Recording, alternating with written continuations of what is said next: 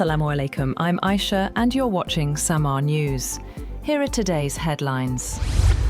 The United States and Saudi Arabia carried out strikes against Iran-backed groups in Iraq, escalating tensions after drone attacks targeted Saudi oil facilities. Washington and Riyadh said the strikes hit sites used by Iran-aligned groups to coordinate attacks, while Saudi Arabia claimed its air defenses intercepted drones targeting oil installations in the eastern province. Iraq's Popular Mobilization Forces, PMF, condemned the strikes as a violation of sovereignty, reporting casualties and damage to facilities. Tehran denied involvement in the Saudi attacks and warned that blaming Iran could lead to a major miscalculation.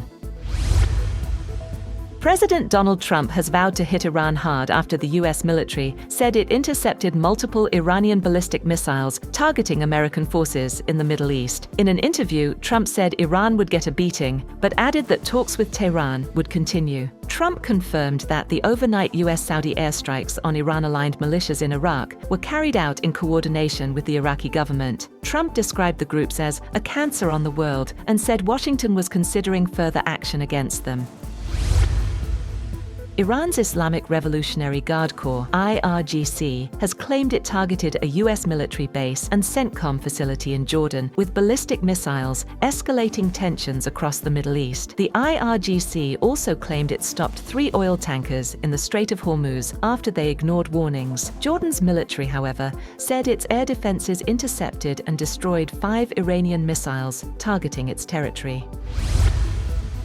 Meanwhile, Iran has denied involvement in projectiles launched from Iraq towards Saudi Arabia, rejecting accusations that Tehran was behind recent attacks on the kingdom. An Iranian military official called the allegations a grave mistake and strongly denied any connection between Iran and projectiles fired from other countries at targets in Saudi Arabia. Similarly, Iran's foreign ministry condemned the US-Saudi strikes in Iraq, accusing Washington and Israel of trying to expand the war across the region. Tehran called the attacks a gross violation of the UN Charter and international law, warning that the conflict risks spreading further across West Asia.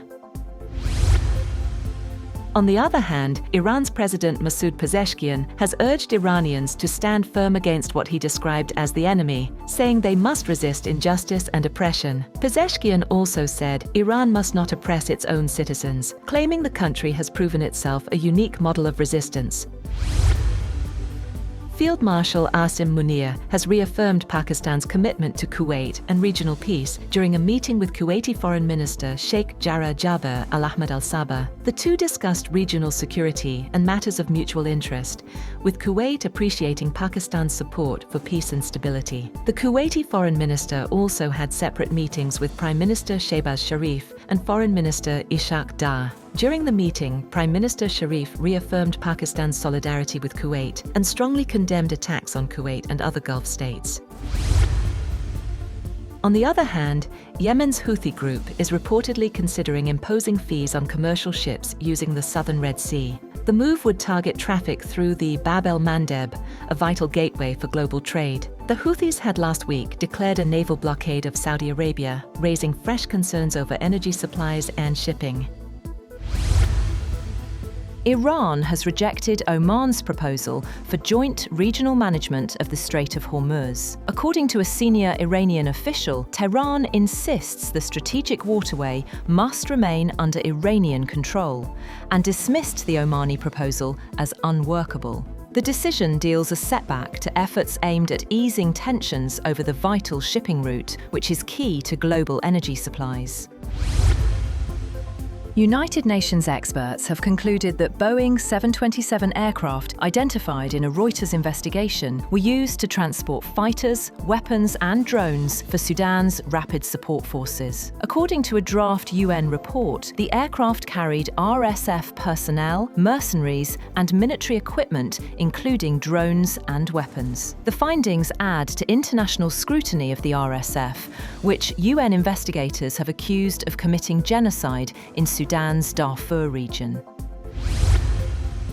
Iran is reportedly set to receive hundreds of Chinese-made shoulder-fired air defense missile systems as Tehran seeks to strengthen its military capabilities after months of conflict with the United States and Israel. Sources said the reported deal involves 300 to 400 manpads, including QW-12 and FN-16 missiles, valued at around $60 million to $70 million.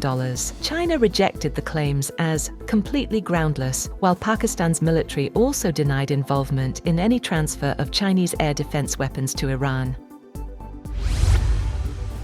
The death toll from a powerful earthquake in southern Japan has risen to 13 as rescuers search for people trapped under collapsed buildings and rubble. The 7.1 magnitude quake struck Kumamoto Prefecture, damaging infrastructure, cutting power, and triggering large-scale rescue operations. 8 people were pulled alive from a partially collapsed shopping mall, where 2 women in their 20s were killed following an explosion. Around 20 to 30 mall workers remain missing, according to NHK, while firefighters, police, and military personnel continue rescue efforts. Authorities are investigating a possible gas explosion at the site.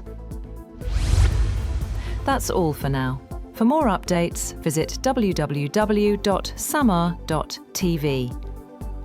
Thank you for watching Samaa News.